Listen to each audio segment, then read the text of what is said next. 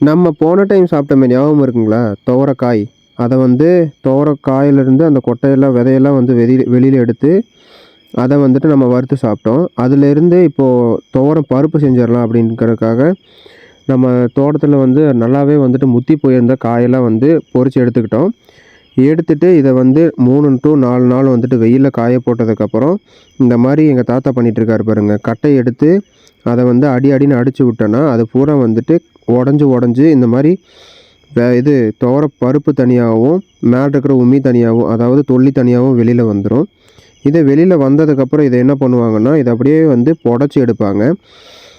இந்த இதில போட்டு பொடச்சு எடுக்கிற மாரி வந்துட்டு தனித்தனியா பிரிச்சு எடுத்துருவாங்க. பிரிச்சு எடுத்துட்டு, அத ஒரு மொறத்தில போட்டு, அத நல்லா வந்து உள்ள இருக்கிற குப்பை அது எல்லாமே வந்து அழகா வந்து பிரிச்சு எடுத்துருவாங்க. பிரிச்சு எடுத்ததுக்கப்புறம் நம்ம 1 வருஷத்துக்கான பருப்பு வந்துட்டு நமக்கு இதிலேயே கெடைச்சிருச்சு. நம்ம கடைக்கன்னிக்கு போய் அவ்வளோ வாங்கணும், இவ்வளோ வாங்கணும்லாம் அவசியமே கிடையாது. இது பார்த்தீங்கன்னா, சுத்தமா நம்ம தோட்டத்திலேயே விளைஞ்சது. சாப்பிட்றதுக்கு, பருப்புல போடுறதுக்கு, பருப்பு குழம்புல போடுறதுக்கு, பருப்பு குழம்பு செய்யறதுக்கு எல்லாத்துக்குமே சூப்பரா இருக்கும். இந்த மாரி நீங்க ஏதாவது வந்து வீட்டிலேயே விளைஞ்சு, வீட்டிலேயே சாப்பிட்றீங்கன்னா, மறக்காம கமெண்ட் செக்ஷன்ல சொல்லிட்டு போங்க.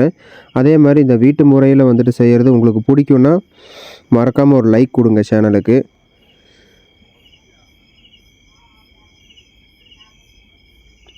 ஓகே.